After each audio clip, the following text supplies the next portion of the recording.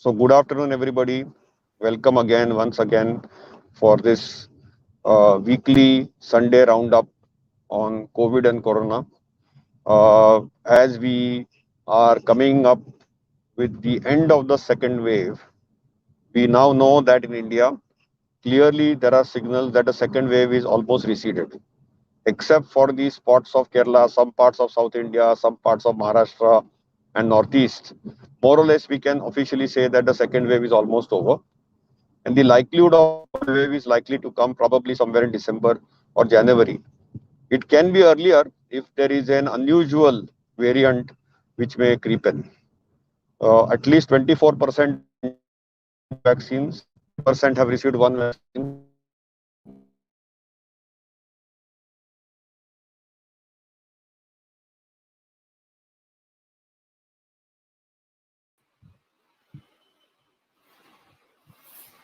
Dr. Shetty, we might have lost Dr. Joshi. If you can.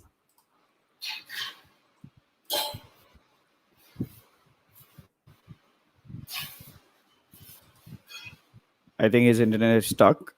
Dr. Shetty, you may start. Hello, everybody, and good to be with you all. And we have a special guest, Sunita George. Sunita George is a vibrant school principal. And I would request our Guru Anna, Dr. Harish, the famous psychiatrist, to introduce our guest today. So I'm just saying that we have a very exuberant, experienced, and a principal with a lot of substance and a lot of creativity. And when I see her working in schools, I'm myself inspired. And this also has made us very happy because today is a very important day. A lot of people have been saying that COVID actually has caused a lot of problems in terms of addiction. She's a postgraduate in school administration, a certified trainer for digital citizenship, and a master trainer for adolescent education program with 26 years of experience in teaching and administration. Through her initiative, Digital Safety for Youth, she has been working towards empowering the youth to think critically and behave safely in the digital world. As part of this initiative, she has conducted workshops for students, school teachers, and school leaders covering about 10,000 students across at least 21 institutions.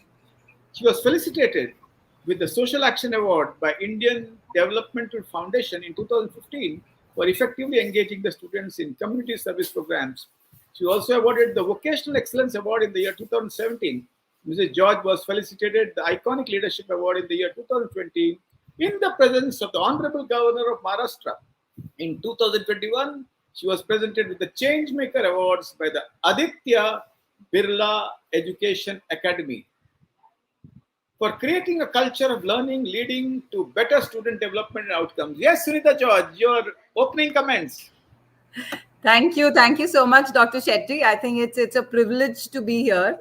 I've been watching your the live events that you've been doing, and I think there's a mutual admiration that we both have, particularly because of the work and the kind of passion that we have towards young kids.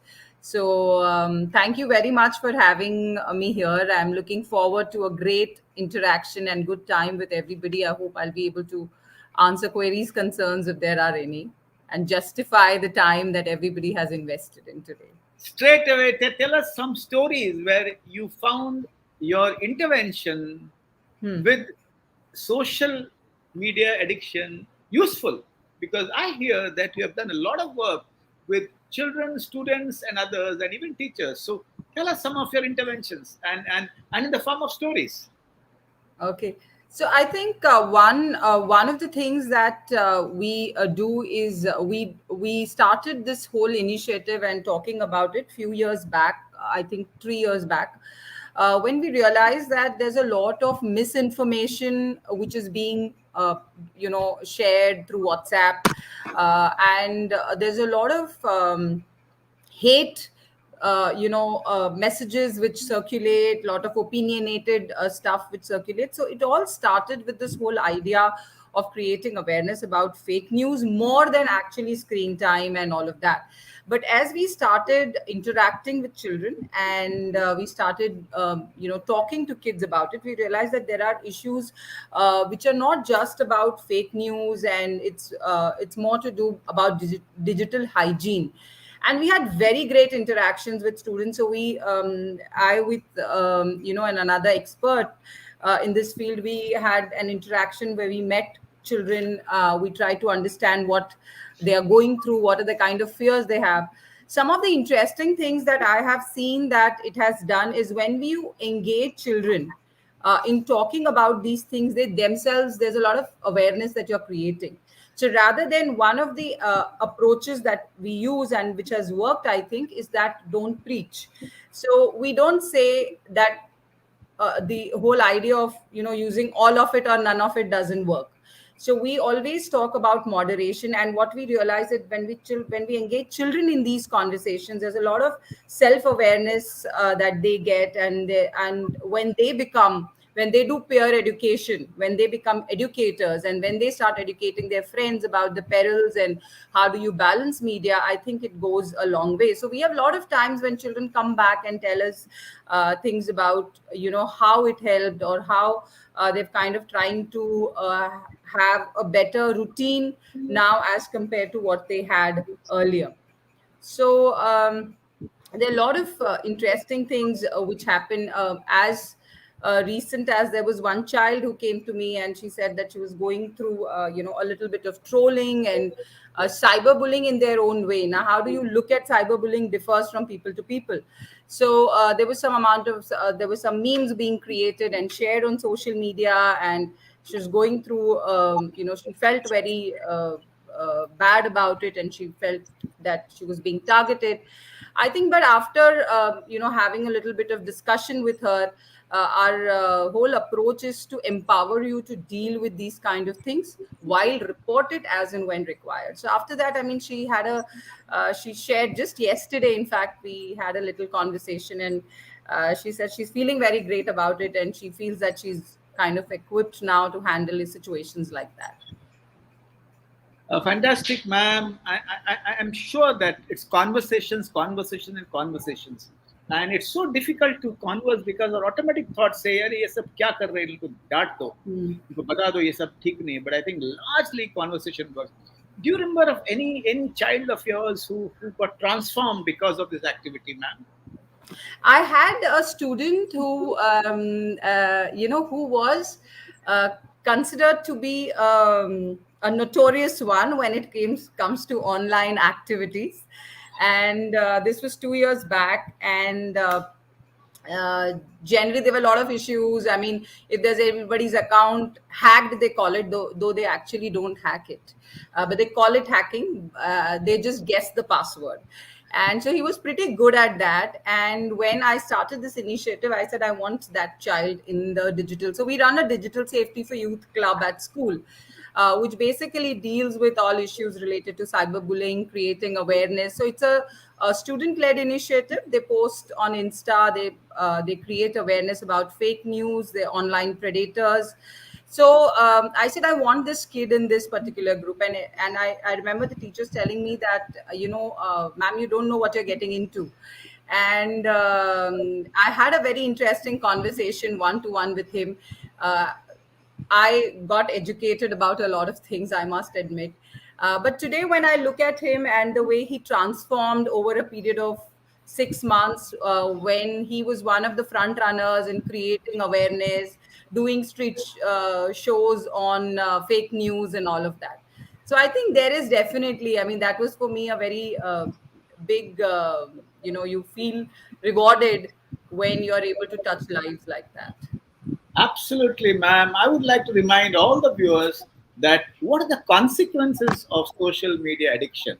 And if you, as you just watch this beautiful slide, which says that social media addiction can actually cause low self-esteem. The first slide, 5 L's: low self-esteem, loneliness.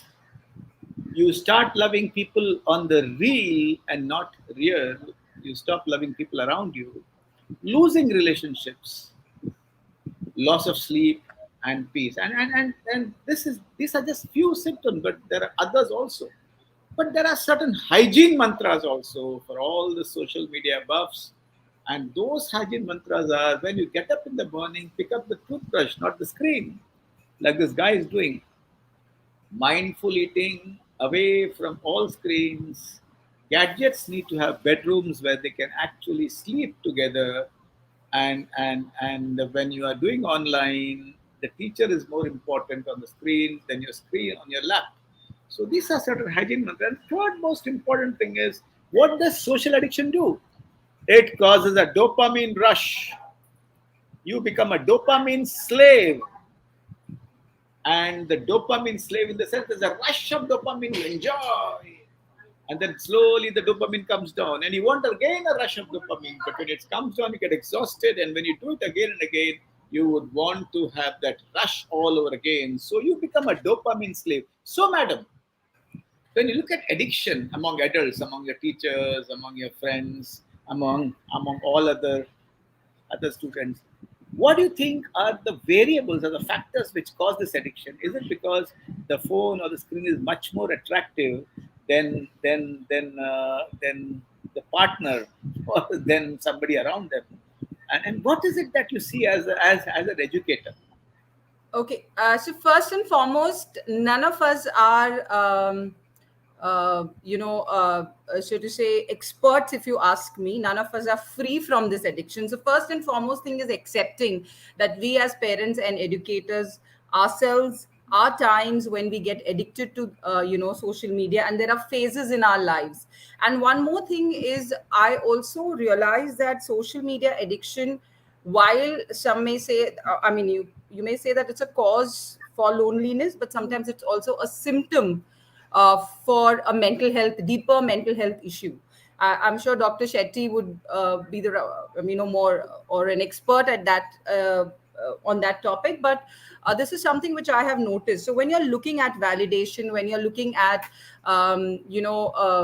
connecting socially, especially what happened after pandemic, or during when once the pandemic hit, we were looking at social interaction, and this was the only way to connect to people. So because of that, people do get another thing is the way these are designed. See, these are designed for addiction.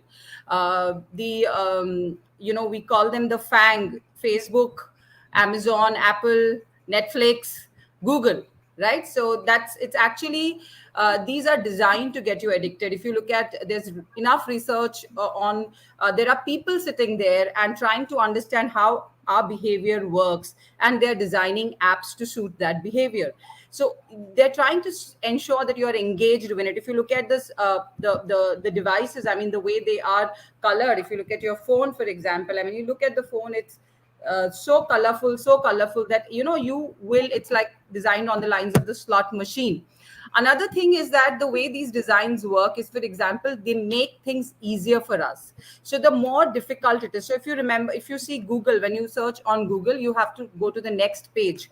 Whereas when you're scrolling on Instagram, it's a very easy action. You just scroll down.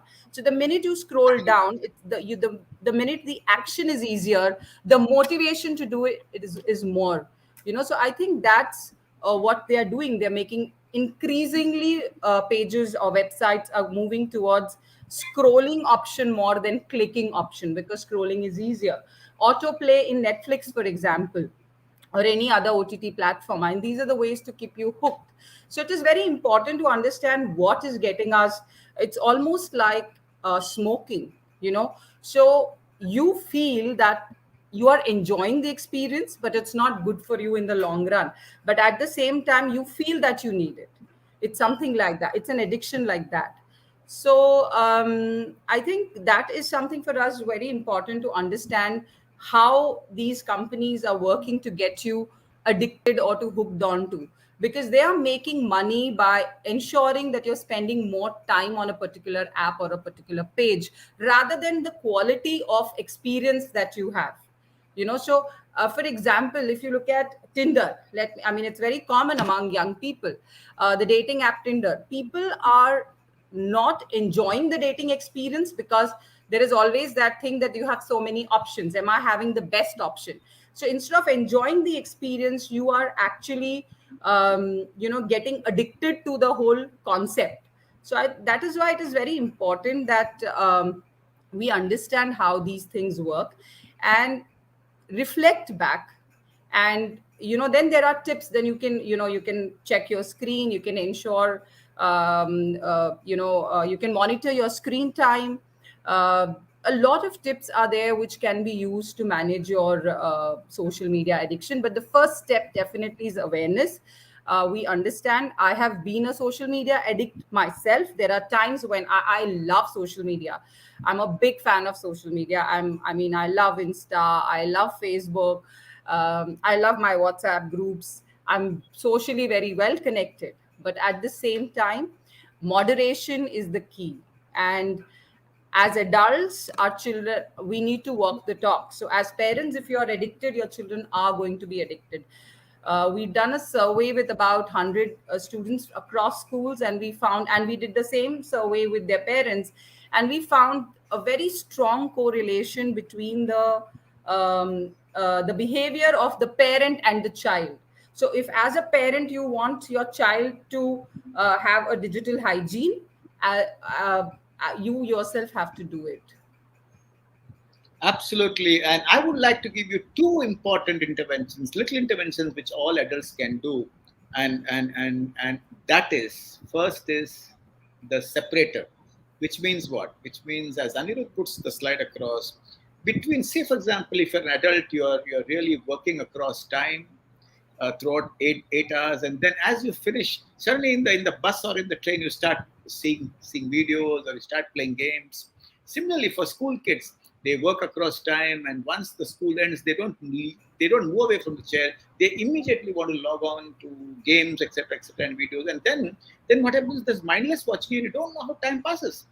The separator is not as bad as the jutai, but actually it is, you stop working and you do something else instead of having the phone or the screen in your hand. You probably go for a walk, you probably sing, you probably hear music, or you do anything else, but do something beyond watching a screen. And then when you are calm, then you can regulate what you want to watch for your joy and your enjoyment. If you merge your work hours and screen hours, then what happens is there's mindless watching. So the separator is the break from what you have done across time as job or as education. And this answers Shamal's and Himangi's question. And you use a separator, then you can mindfully tell yourself, I will watch these videos, and then I'll go and do yoga, then I'll go and talk to my parents or my friends or my spouse. But the issue is breaking that task which you have been doing. Even if you don't have a phone, even if you're working in school or maybe as a principal and without a phone live inside the school, offline, or anybody who's in the office working offline, after their work, when they come home, they come with all that stress. So a separator there, 10 minutes here and there, 10 minutes in a coffee shop or something really works. And the second important thing which we're experimenting is to kill the cues. Let me explain the cues. For an alcoholic, the cue is the board of a wine shop, the sound of the ice, the smell of alcohol, the sight of alcohol bottles, the thought.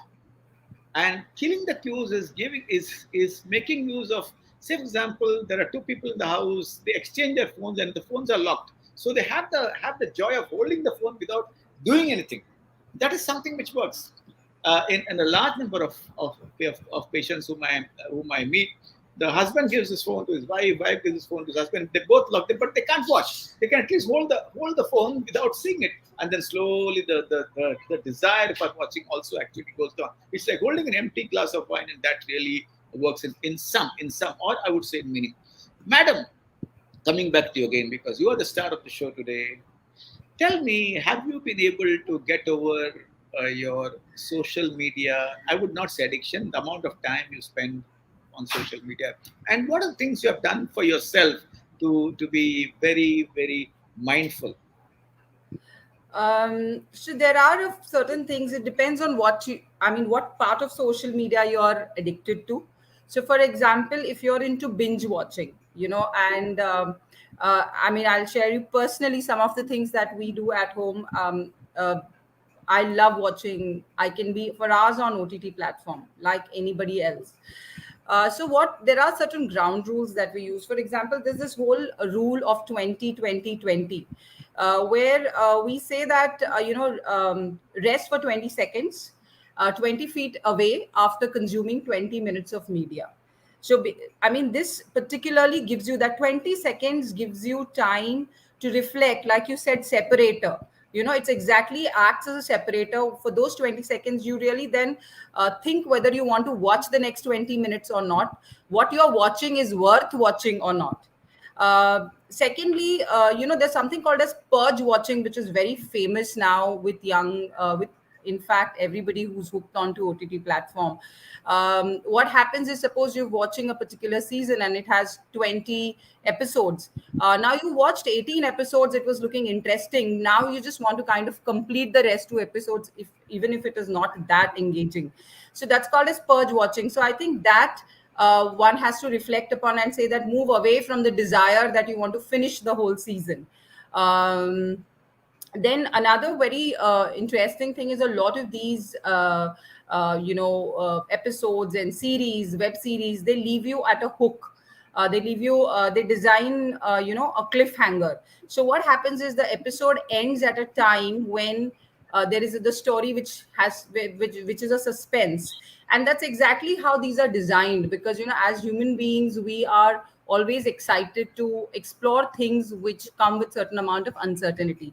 So instead of watching the entire episode, it's a good idea to set yourself an alarm and watch it till where that particular mystery gets solved, and don't wait for the episode to end instead. Another thing is also exercising. I think that also helps. So for example, personally I can tell you that I'm pretty hooked on to jogging, and when I jog in the morning, it gives me the same kind of dopamine which probably you look for when you are engaged with social media. So these are some of the things that I personally use. uh, Whereas even for people who are used to gaming, I mean, I tell this to our students, and these are some of the tips, interestingly, which have come from students themselves who are big time gamers.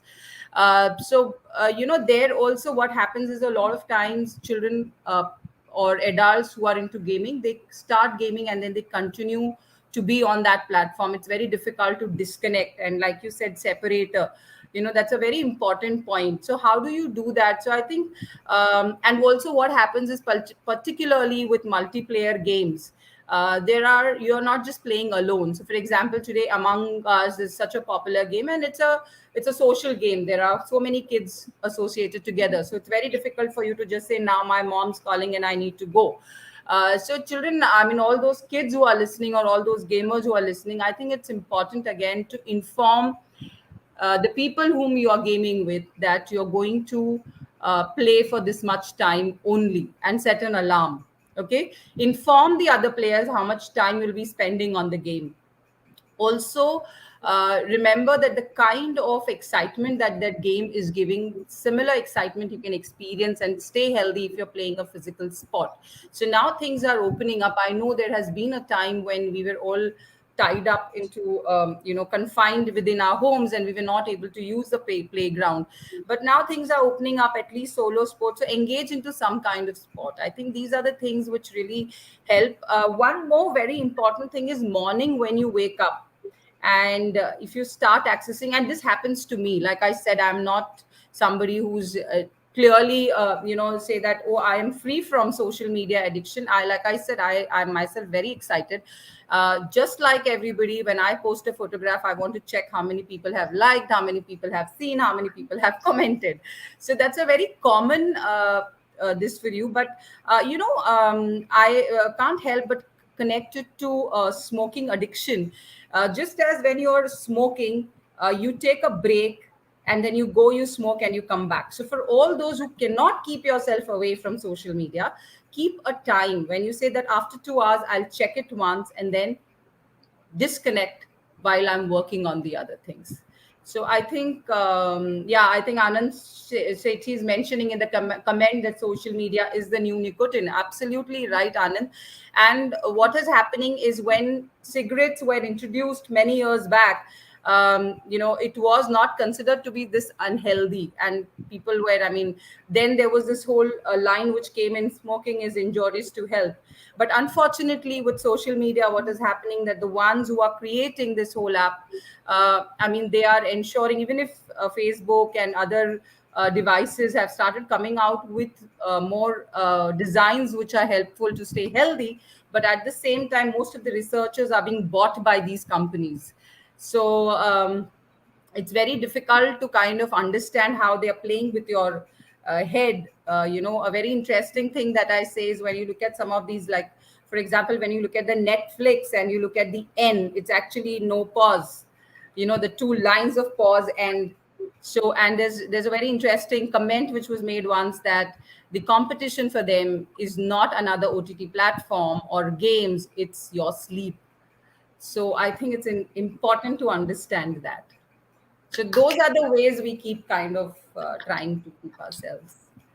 Madam, there's an interesting question for you from Suchitra Patil.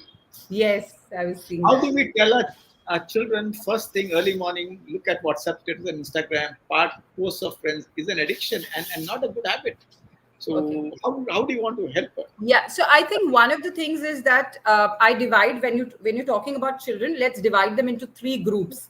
So one is the young kids, which are your school going KG, grade 1, grade 2 kids, and then you have the middle school, which are like in their getting into their teens, and then the a little young adults. So if I look at them, first and foremost thing which works with everybody, with all these three, is what you do yourself. So first and foremost, as an adult, if you are the one who kind of gets up and accesses your devices, your children will do that. Second thing is, set ground rules at home whenever you give a device to your child. So for example, if you're buying a new phone for your child or a new laptop, always never give it as a prize. I know of a lot of parents who says, you get 90% and I'm going to give you an Apple phone.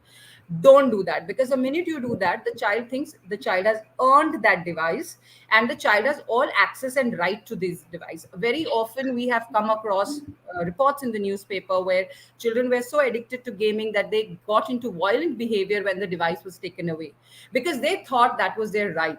So first and foremost, before you give device to your child, there has to be certain ground rules that you set, that you're going to use it for this much time. I will have an access to the your device, and you can't put ID or whatever. But as they grow, you'll have to give a little bit more freedom to them, even in their space, but that has to be age appropriate, depending on how responsible is your kid. So that's very important. Also, create in your home certain areas which are no gadget zones. So for example, avoid having gadgets next to the bed, because the minute you have gadget next to the bed, the first thing that you do is, when you get up in the morning, in the night, you want to check your emails. As adults, I'm talking about, we're very tempted. Dr. Shetty just spoke about it. You continue your work throughout. So it's a very bad start of the day. So ensure, as a policy at home, all of you, whether it's an adult or a kid, you say, we are going to keep our phones for charging not next to the board, not next to the bed. So create zones in your home which are device free, whether it's your dining table, it's your bathrooms, it's your bed. So decide, and that has to be decided together. So Suchitra, I think what I would suggest is, maybe after this you can sit together as a family, have a little conversation, and set a ground rule. So for example, a certain ground, so if your family is not agreeing to setting all these ground rules, maybe you can establish one ground rule and everybody sticks to it. And if anybody breaks that rule, the what will happen, whether they'll be cooking a meal or whether they'll be cleaning up after something, I mean, that has to be common for an adult or a kid. So very often we say Absolutely. it's important. It was work for me and you were having fun. That's not how it works. It has to be same for everybody. So that would help you probably in setting Absolutely. this. Never gift a phone, give a phone. Yes. That's what she said so beautifully. And what is again important is kill the cues. There are cues. Yes. You keep the phone away, make it invisible inside the door. That also works. And what is also important is, dear adults, the phone is not a peacemaker when you're talking to a doctor and your child is waiting outside. I tell all parents, let him sit quietly. It's important to Mm. be in Mm. silence. Silence is True. also a great, great dish. And to be in silence is so important. Number two, what is also important is, ma'am said beautifully, awareness of feelings. So, for example, you want to implement this. What happens inside you? My God, Mm. I feel so, I have the craving, I can't help it. In fact, there was a study done where they kept a whiskey bottle and a phone on the table, and people reached out to the phone, then the whiskey bottle. So managing the craving and managing the feeling, awareness of feeling, this ma'am said beautifully, being aware what's happening, anger against the mother because she was enforcing the rule, very scared that you'll really, really miss out on something important from your on the phone by your friend. Say they call that FOMO or whatever. And then three is boredom, and this is the fingers itch. The fingers itch, and if you're aware of those and you really, really manage those, it is extremely important. One thing I would like to say, I get a lot of calls, Madam George. नया subscription चाहिए आपके phone में हम सब डालेंगे ये Netflix और Amazon phone में डालेंगे and फ्री में डालेंगे. Nothing is free on this earth, and I always say Yeah. that subscription is cocaine. It's actually they're offering you cocaine. That's what the drug peddlers do. They offer you cocaine free of cost for the first remote time, and then you pay for it. And that's what the guys do. So a new subscription, when you don't need it, you have it on your TV, you have it other places. So adding new subscription. I got a call from my cousin who's in Bangalore, and his mother is also there because of the COVID. And in Mangalore, we would sleep at around 7:38, 25 years ago. Then TV came. Then it became 10 o'clock at night. And now I'm told that in my house, where I'm going tomorrow, they have Netflix connection and Amazon connection through a dongle in a remote village, because my cousin says that his mother enjoys watching Netflix. I'm going to go there and ask them, what time are you going to sleep? And that is the big question. And also very important is, madam, I would like to ask you about how to build emotional defense systems inside the mind. It's like the army on the borders, as an emotional defense system is, मैं अपने आप को कैसे नाकाबंदी करूंगा ताकि मैं उस चीज को हाथ नहीं लगाए. So can you throw some light, ma'am? I don't know, Dr. Shetty, whether I mean, you are a better expert at that, but I'll try and answer with my own experience of working with children and myself and people around me. I think one of the things that we all have to do is take a stock of things and allow yourself. I think I liked something particularly that Dr. Shetty mentioned about feelings, being aware. So one thing that I keep telling my students is that allow yourself to experience different feelings. Don't feel shy or don't feel bad. You will have sad days. You will have days when you're feeling a little low. You'll have days when you're feeling very excited about certain things. So all of us go through this. It's not something which you are experiencing. I'm still glad that today there's a lot more awareness about mental health and reflecting upon and conversations. I mean, today it's very nice that when students come to the counselor and tell that, ma'am, I think I need help, I'm experiencing this. So that kind of awareness, I think a lot of schools are also working towards. Even at home, I think it's okay to share your own, as a parent or as an adult, when you share your own personal failures and stories, that also gives a lot of resilience to your kids, because they know that this is something which I'm going through, and I will this is how I can seek help or I can come out of it. But at any point of time, it's important to talk to people, talk to adults. And if you are a parent and if your kid approaches you or anyone else, and you or a school counselor, and they kind of, so it is very important that be aware of these things, talk to them. see at what level it is, and if you need to take professional help, I think you need to take professional help, and there is nothing wrong about it, because all of us, I mean, I do share my own story about where I felt low, where there have been times in my life where you go through this whole thing. So all of us go through it, especially when you're experiencing loss of people, loss of friends, lots of family members, especially during the pandemic time. I have very often seen, and what is also, as adults, if you are managing your feelings well, and you somewhere pass it on to your children. So I've very often seen in these times that a lot of us are also struggling because we don't want to accept that this is what. So there are times when you have to take a step back, reflect and seek help, I think, when you need to. There are, again, when we're talking about social media can be used very well as well. I mean, there are a lot of today, if you see, there's a lot of awareness about mental health. It's also because of social media. So use it wisely and connect to people, but definitely seek help where you have to. Absolutely, ma'am. Children who have difficulty with parents, they gravitate towards social media. There, the root cause has to be really treated. Children who have difficulties with studies, they block all those thoughts by being on the social media for a very, very long time. I still remember a mother who failed to handle the social media addiction of a 21-year-old. And what she did very gently and very quietly was she did not stop her son at all. She started some activity of meditation. She told me it's a yogic meditation. I forget the name, but pranayam is part of it. And she started doing on her own. She got her husband, one sibling, one child. And slowly it happened, this boy, 21-year-old, also joined. And as he joined, what happened was his desire to be on the social media went down. He became aware of his feelings. He became aware of his thoughts. When you become aware of your thoughts and feelings, you can change them. If you're unaware, you can't change them at all. So sometimes subliminal and different ways of handling social media addiction is also very useful.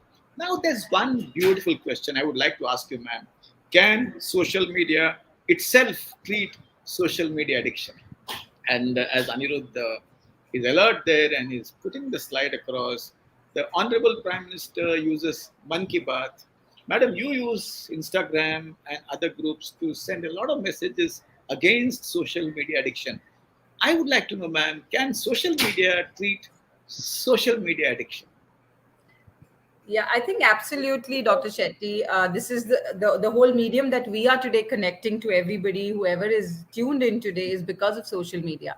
So social media can be used also, to create awareness. Apart from that, there are also a lot of apps which help you to monitor your, time that you are investing in. So there are a lot of apps which are humane in design, in the way that so there's something called a screen time, todo book. There are a lot of quality time, they track your time of media usage, stay focused, app block. So all those things, there are a lot of tools. If you Google it, I mean, today that's again, like you said, social media. So you can actually Google and say, what are the how can I monitor? You will get plenty of these apps which can be downloaded, which tell you about your screen time, about your healthy habits, how many times you unlocked your screen. There are also apps which block your calls, or after a certain time it drops, or your it doesn't allow you to access certain apps after certain time. So a lot of these apps are available, but social media definitely can help in creating awareness about it. We can always, like, we have this platform called Digital Safety for Youth. It's an Insta initiative, and the reason why I went on Insta particularly was more to understand what my students are doing at Insta. So with a genuine curiosity, and I created my account, and after that, I mean, I use it extensively to create awareness, and so do my, I mean, students who are working with Digital Safety for Youth Club. So Ma'am, definitely it can be used.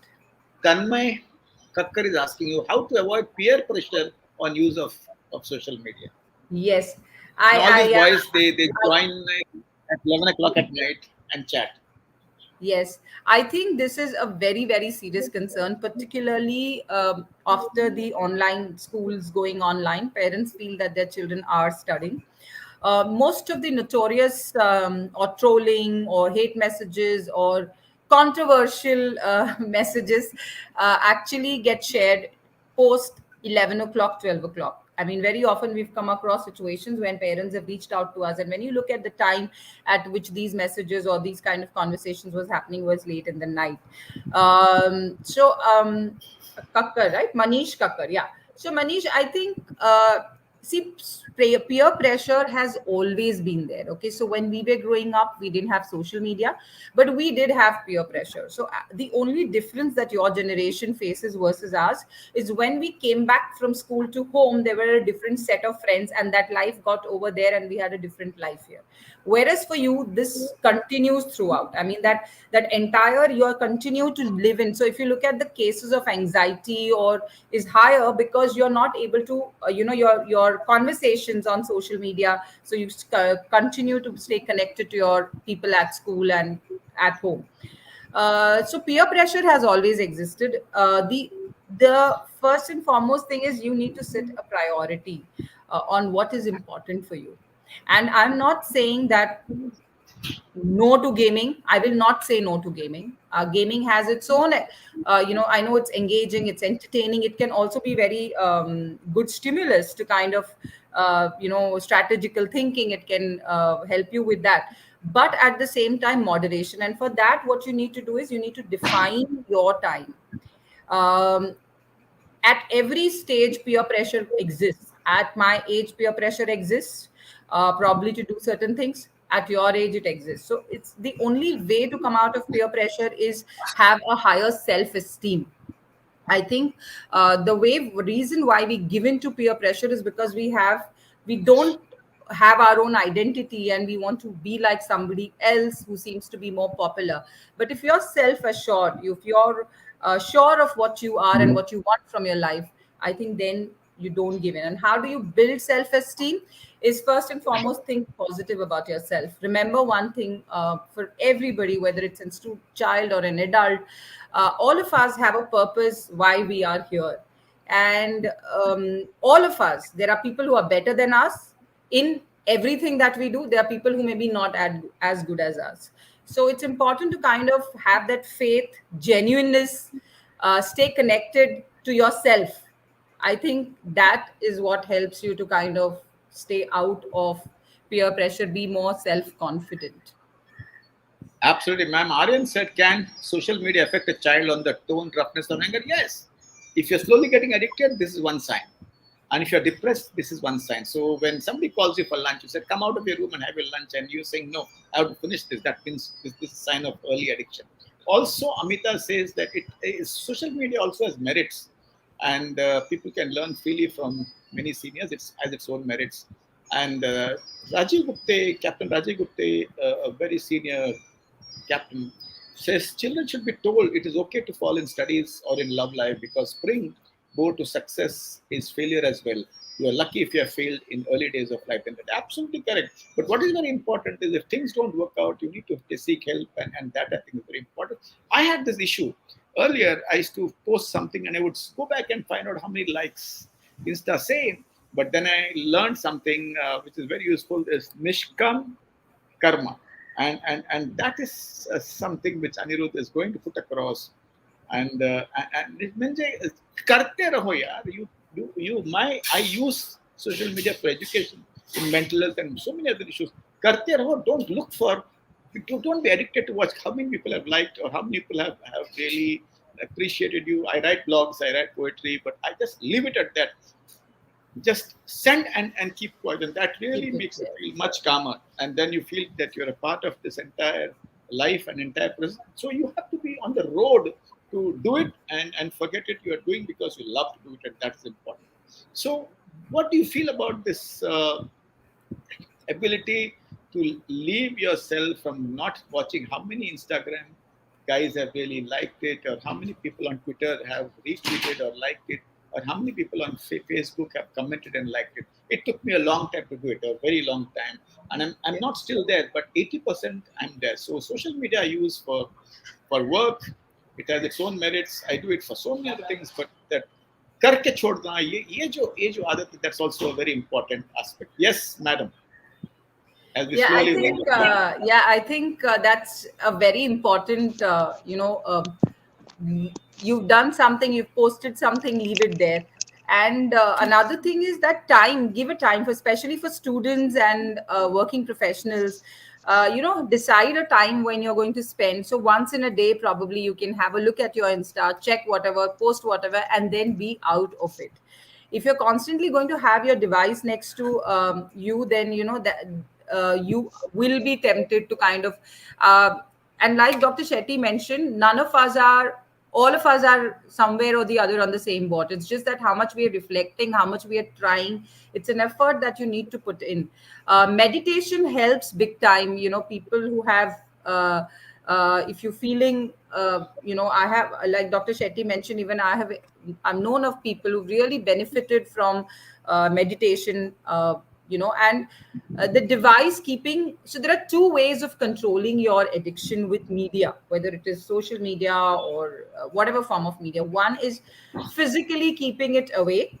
Okay, so it can start initially by probably physically keeping it away, and then, but the best kind of discipline is when it's a self discipline, when the device is next to me but I'm not tempted to check what's happening. So you have to reach there, but you have, for that you need to start where you physically keep the device away from for some time. We had this when we take our children for trips. Of course now lockdown, it doesn't happen, but when we take our children for trips, and particularly grade 9, 10, 11, 12, we don't permit devices in some of these trips. And I remember there was once, the first time when we were doing it, and we said no phones at all. How are we going to reach out to our parents and all of that? The first day, and when they came back, we had a very interesting conversations with all of them, and we asked them to share their experiences. And some of these experiences were like, ma'am, the first day we felt that what are we going to do if I'm not going to have a device? I don't have television. You put me in a jungle, and what are we supposed to do in this? Because if you look at their social interaction also with all of us today, is if you find 10 children sitting in a room, all 10 of them are there on their device. I mean, I see kids coming home also, they are on their device. So what will I do? The first day I felt, what will I do with? But by the second day I started looking around, and by the third or the fourth day I realized that, wow, this is good, I'm not worried. So it is very interesting. As per a survey, we do a lot of surveys with kids to understand their behavior.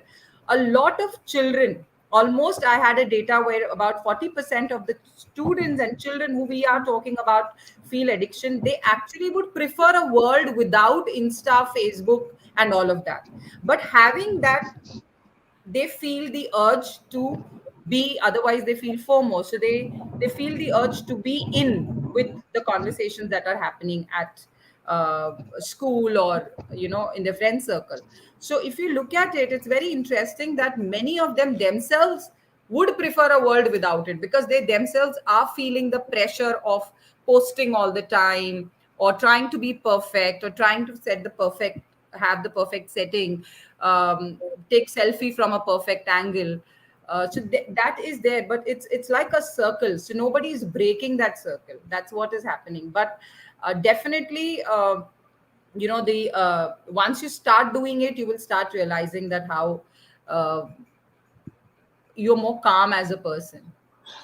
Absolutely. Now we have Dr. Shashank also joining us. He's traveling from Nasik to Bombay, and unfortunately he got lost and he's there. And I hand the show over to him for the final 5 minutes. And as I slowly leave, thank you everybody, and Dr. Shashank and Dr. Anirudh. Thank you. So thank you, Dr. Shetty.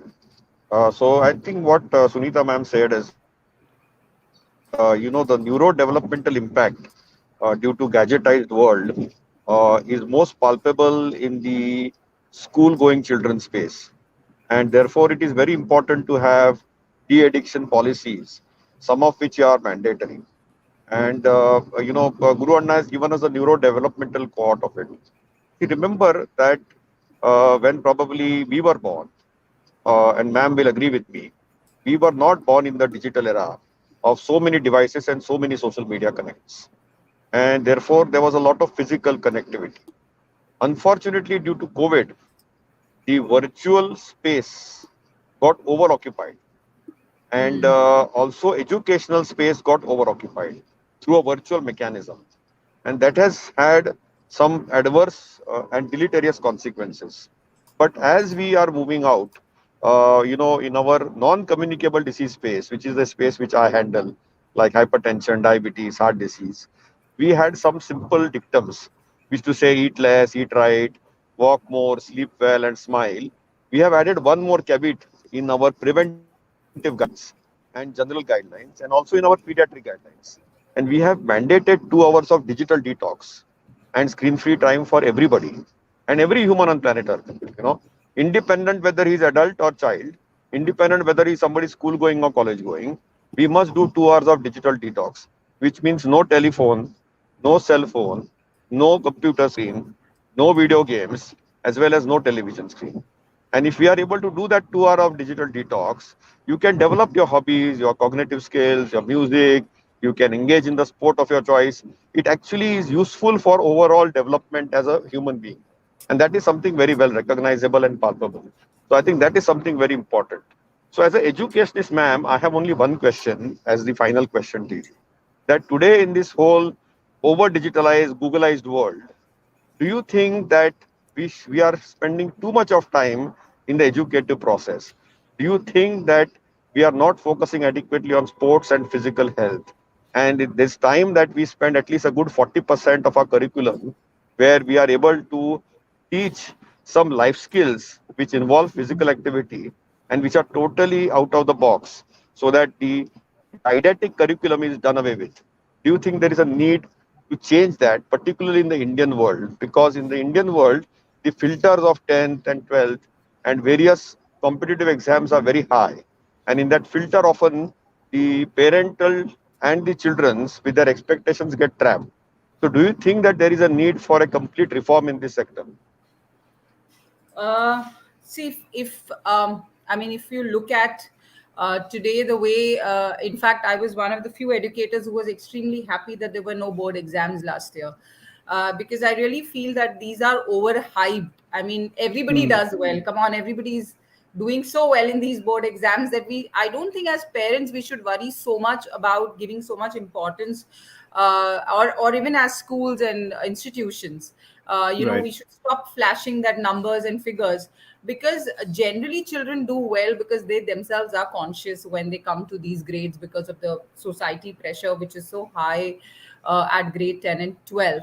um, Interestingly, I have always found that most of my toppers in school are students who have been on the ground, who've been playing right till January, February.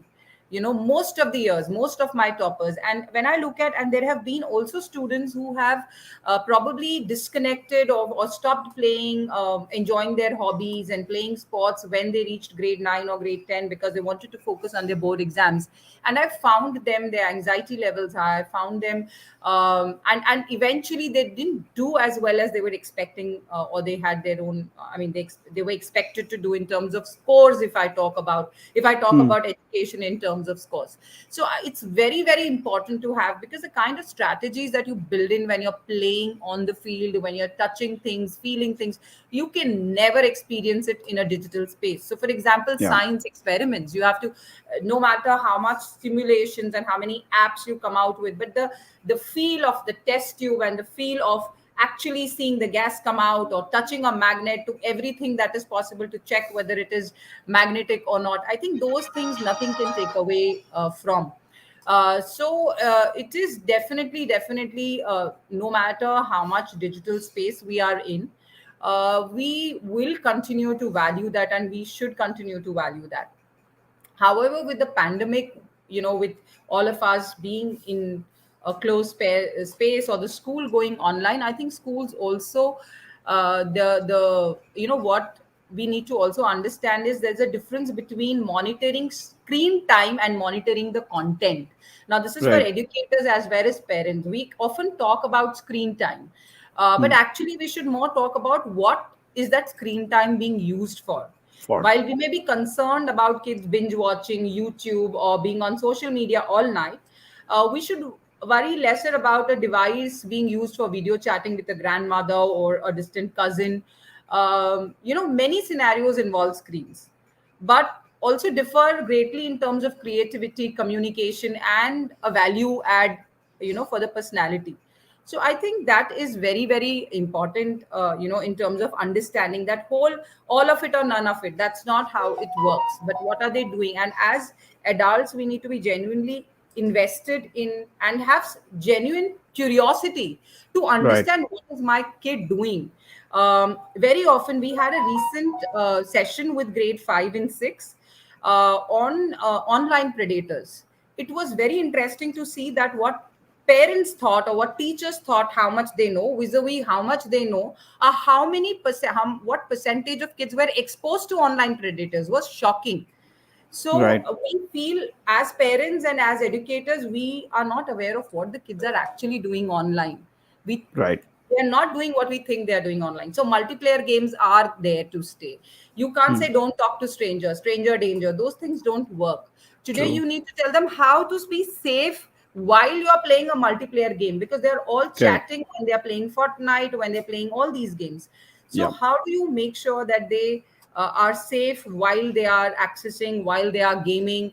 How do they manage that time? So for that, I think it's very important as parents also to understand how these games work, what are the kind of convict, not from a judgment perspective, but from a genuine curiosity perspective. So I think that's what is important. So I feel, again, like I've been saying, that moderation, uh, there's a lot of merit of digital platform. We are able to connect because of that, but at the Yeah. same time, that cannot take away from your physical activity time, and that has to have its place. Mindfulness has to have its place.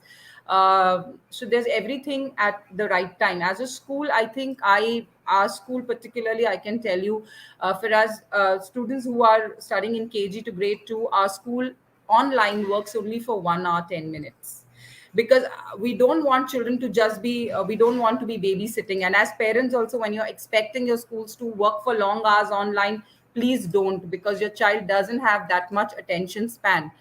Right.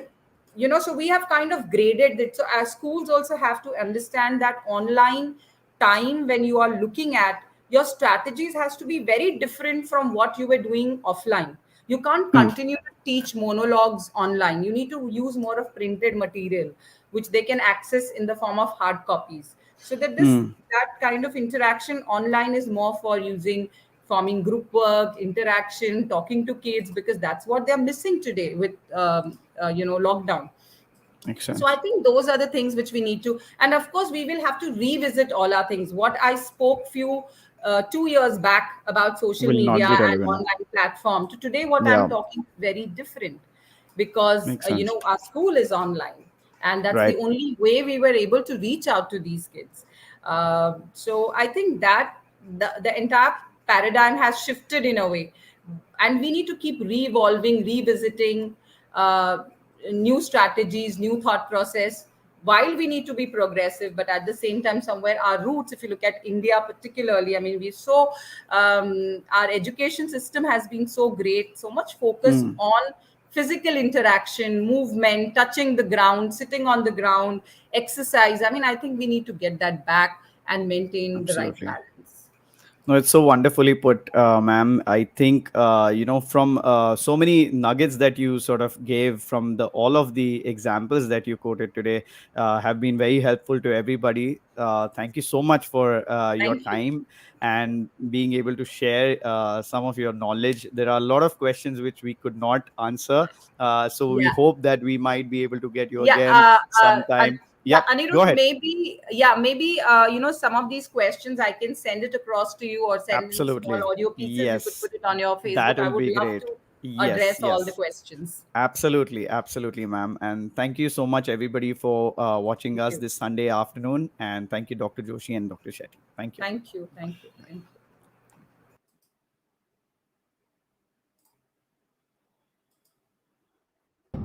Welcome today as we talk on the 26th of September 2021. COVID wave in India continues to recede.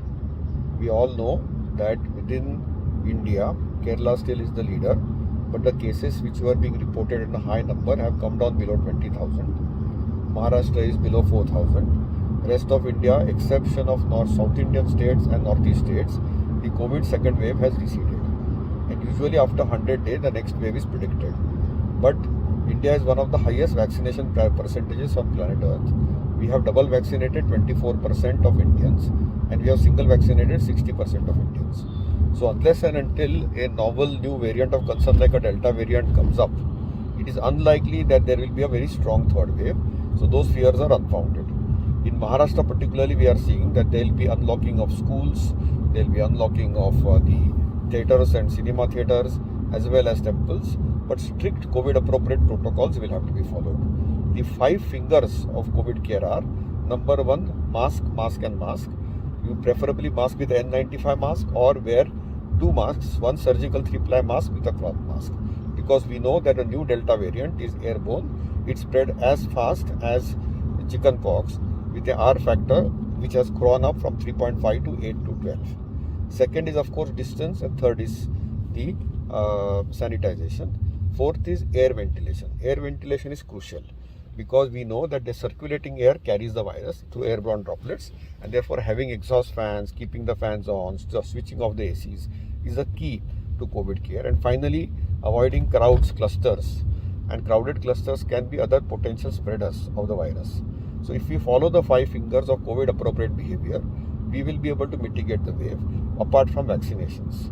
So if we want victory over COVID, it is vaccination, vaccination, vaccination, and ventilation, ventilation, ventilation with appropriate masking. If we do that, I think we will have to live with COVID rest of the times in the next couple of years. But I'm certain that we'll be able to negotiate this pandemic. Thank you.